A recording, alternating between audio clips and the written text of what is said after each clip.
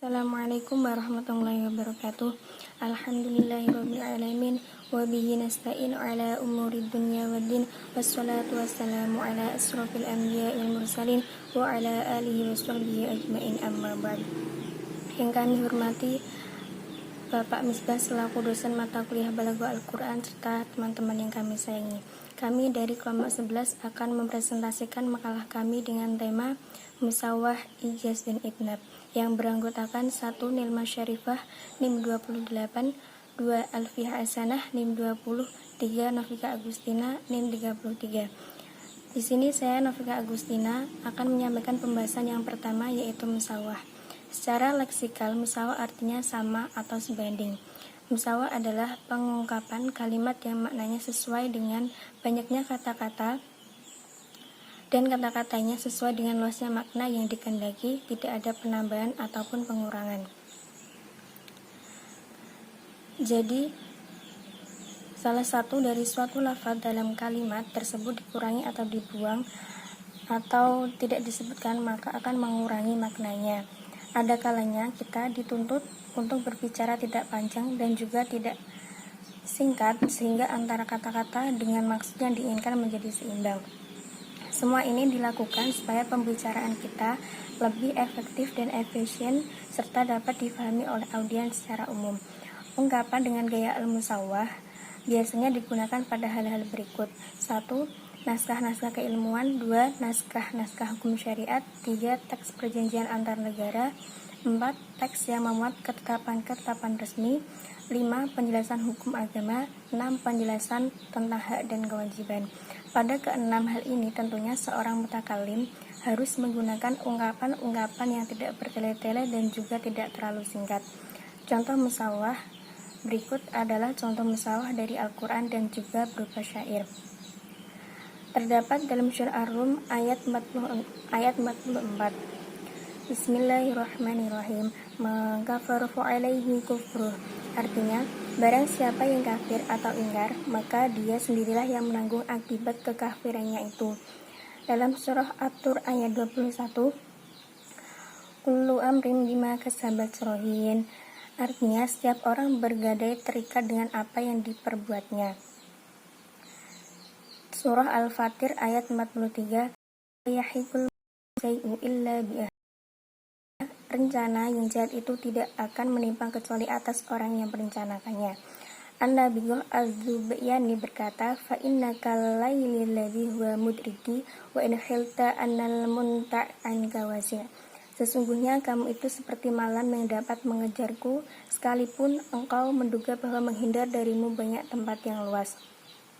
Semua contoh di atas adalah al-musawah atau persamaan susunan makna dengan kalimat, sehingga kalau salah satu dari susunan kalimat digugurkan, maka akan merusak kalimat tersebut. Selanjutnya akan disampaikan oleh Mbak Nilma Syarifah. Terima kasih. Baik, saya akan melanjutkan presentasi dari Mbak Novika. Pengertian ijaz yaitu at-ta'biru amma sudil kalam bilafdi aqallu mimma huwa muta'arifun alaihi ma'al ibana at-tammati 'adil marad, yaitu mengucapkan maksud dengan lafal yang lebih singkat dari yang biasa tetapi sangat jelas maksudnya. Ijaz secara istilah atau secara keseluruhan yaitu mengumpulkan makna yang banyak dalam kata-kata yang sedikit dengan jelas dan fasih. Adapun ijaz menurut ahli balaghah terbagi menjadi dua, yaitu ijaz qasar dan ijaz hadf. Ijaz qasar yaitu penyampaian maksud dengan cara menggunakan ungkapan yang pendek namun mengandung banyak makna tanpa disertai pembuangan beberapa kata atau kalimat. Contohnya yaitu dalam Quran surah Al-A'raf ayat 54, Bismillahirrahmanirrahim, ala wal khalqu wal amr, yang artinya ingatlah menciptakan dan memerintah hanyalah Allah, yaitu di mana ijaz qasar ini terdapat dalam dua kata yaitu menciptakan dan memerintahkan. Kedua kata tersebut singkat tapi padat atau mencakup banyak makna, yaitu mencakup segala sesuatu dan segala urusan. Yang kedua yaitu hijab hadf. Pengertiannya ijazun hadfun yakunu bi hadfi kalimatin aw jumlatin aw tharu ma'a qurinah ta'yinul mahdhuf, yang artinya ijaz dengan menggunakan cara membuang sebagian kata atau kalimat disertai indikator yang menunjukkan adanya lafal yang dibuang tersebut. Contohnya, atau ada beberapa sebab adanya pembuangan dalam ijab hadaf ini, yaitu semata-mata untuk meringkas dan menghindari kesia-siaan. Yang kedua yaitu sebabnya untuk mengingatkan bahwa waktu tidak cukup untuk mengatakan sesuatu yang dibuang itu, dan menyibukkan diri dengan menyebutnya dapat berakibat meninggalkan sesuatu yang dipilih. Contohnya dalam Quran surah Al-Fajr ayat 22, Bismillahirrahmanirrahim, wajah rabbakul malakus soffan soffa, yang artinya dan datanglah perintah Tuhanmu sedang malaikat sedang berbaris-baris. Pada ayat di atas terdapat pembuangan sebagian kata dari keseluruhan ungkapan Allah Subhanahu wa taala tersebut, dan yang dibuang adalah isim, yaitu amaro, sebab diperkirakan asal kalimatnya.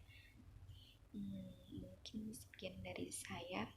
Apabila banyak kesalahan kata, saya minta maaf. Baik, selanjutnya penjelasan ketiga yaitu itnab.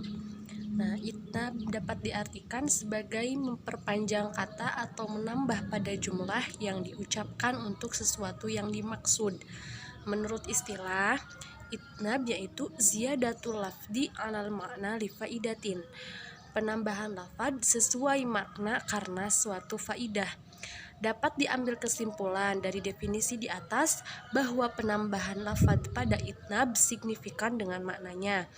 Jika penambahan itu tidak ada signifikannya dan tidak tertentu dinamakan takwil, sedangkan tambahannya tertentu disebut hasyu. Selanjutnya bentuk-bentuk al-itnab. Yang pertama yaitu dzakarul khos ba'dal am. Nah, maksudnya yaitu faidahnya untuk mengingatkan keutamaan atau kelebihan yang khusus. Jadi menyebutkan yang khusus setelah yang umum. Contoh, tanazzalul malaikatu warruh. Artinya pada malam itu turun malaikat-malaikat dan ar-ruh. Nah, pada ayat tersebut Allah Subhanahu wa taala ingin mengingatkan tentang kemuliaan malaikat Jibril. Kemudian bentuk yang kedua yaitu zikrul am ba'dal khos, menyebutkan lafadz yang umum sesudah yang khusus. Hal ini berfaedah untuk menunjukkan keumuman hukum kalimat yang bersangkutan dengan memberi perhatian tersendiri terhadap sesuatu yang khas itu, menyebutkan lafadz yang umum setelah lafadz yang khusus. Contohnya, Rabbighfirli wali walidayya waliman dakhala baiti mu'mina walil mu'minina wal mu'minat. Nah, artinya ya Allah, ampunilah saya dan kedua orang tua saya serta orang-orang yang memasuki rumahku dalam keadaan beriman, baik orang yang beriman dari laki-laki atau perempuan. Quran surat Nuh ayat 28. Nah, pada contoh tersebut disebutkan lafadz al-mu'minin dan al-mu'minat setelah disebutkannya lafadz mu'minan yang merupakan bagian dari kata setelahnya. Jadi mu'minat dan mu'minin itu bagian dari kata mu'minan. Bentuk yang ketiga yaitu al-idhah ba'dal ibham. Jadi menyebutkan lafadz yang jelas setelah kata yang samar. Jadi disebutkan lafadz yang jelas setelah kata yang samar. Faedahnya untuk memperkuat penjelasan suatu makna, yaitu perbuatan lafadz yang bermakna jelas setelah disebutkannya lafadz yang samar. Seperti dalam surat Al-Ghasyiyah ayat 1 dan 2. Hal ataka haditsul ghasyiyah wujuhun yawma idzin khashi'ah. Artinya, sudah datangkah kepadamu berita tentang hari pembalasan? Banyak muka pada hari itu tunduk terhina. Nah, ayat yang kedua merupakan penjelasan dari kata al-ghasyiyah. Jadi hari pembalasan itu diantaranya salah satunya banyak muka pada hari itu yang terhina. Kemudian yang keempat tikror. pengulangan, yaitu penyebutan lafaz atau kalimat secara berulang-ulang. Faidahnya adalah untuk menegaskan suatu makna dan untuk mengetuk jiwa pendengarnya terhadap makna yang dimaksud, untuk menghindari kesalahpahaman karena banyaknya anak kalimat yang memisahkan unsur pokok kalimat yang bersangkutan. Contohnya, kala saufa ta'lamun, summa kalla saufa ta'lamun. Nah, artinya janganlah begitu, kelak kamu akan mengetahui akibat perbuatanmu itu, dan janganlah begitu, kelak kamu akan mengetahui. Surat At-Takasur ayat 3-4. Nah, jadi ayat keempat itu diulang sama dengan kayak yang ketiga gitu. Yang kelima, i'tirad, sisipan, yaitu menyisipkan kata-kata di tengah susunan kalimat atau dua kalimat yang bersambung di mana sisipan tersebut tidak memiliki kedudukan dalam i'rab. Faidahnya adalah untuk mendoakan, mengingatkan, mengukuhkan, memuji, memohon, dan lain-lain. Contohnya, innallaha tabaraka wa ta'ala latifum bi'ibadi. Sesungguhnya Allah yang mulia dan tinggi, yang maha lembut, yang maha lemah lembut dengan hamba-hambanya. Yang keenam, tazil, yaitu mengikutkan kalimat pada kalimat lainnya, padahal kalimat lainnya yang mengikutinya itu mencakup makna yang terkandung dalam kalimat yang diikutinya itu. Tazil terbagi dua macam. Yang pertama, apabila kalimat jumlah kedua sendirian sudah dapat mencapai tujuan dan tidak bersandar pada kalimat jumlah sebelumnya, maka ia berlaku sebagai misal. Contohnya, waqul ja'al haqqu wa zahaqul batil innal batila kana zahuqa. Dan katakanlah yang benar telah datang dan yang batil telah lenyap. Sesungguhnya yang batil itu adalah sesuatu yang pasti lenyap. Nah, lafaz innal batila kana zahuqa adalah kalimat yang mengikuti kalimat lain, yang maksudnya adalah untuk menguatkan. Andai kalimat ini tidak diikutkan pun maknanya sudah cukup, karena maknanya sudah cukup pada kalimat sebelumnya. Yang kedua, bagian tadzil yang kedua yaitu tidak berlaku sebagai misal.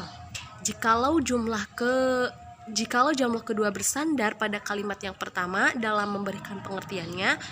Nah, contoh, dzalika jazainahum bima kafaru wa hal nujazi illal kafur. Artinya, demikianlah kami memberi balasan kepada mereka karena kekafiran mereka, dan kami tidak menjatuhkan azab yang demikian itu melainkan hanya kepada orang-orang yang sangat kafir. Surat Saba ayat 17.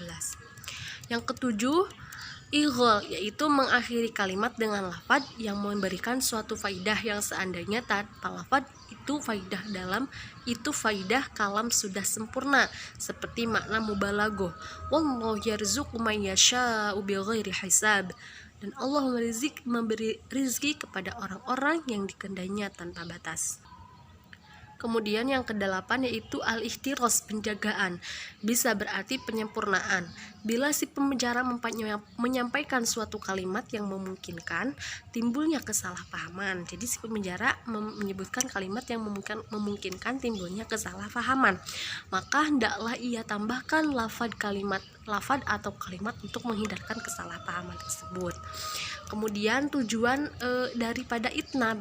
Nah, tujuan daripada itnab yaitu adanya kaidah ini adalah untuk menguji, menyanjung, menghina, mencela menjadi sebuah nasihat sebagai petunjuk. Jadi dari pengertian di atas kan, al-itnab yaitu penambahan lafaz sesuai makna karena suatu faidah. Nah, sedangkan faidah-faidah itnab juga sudah diterangkan di atas. Mungkin pembahasan dari saya dan teman-teman saya bisa dipahami, kurang lebihnya mohon maaf. Wassalamualaikum warahmatullahi wabarakatuh.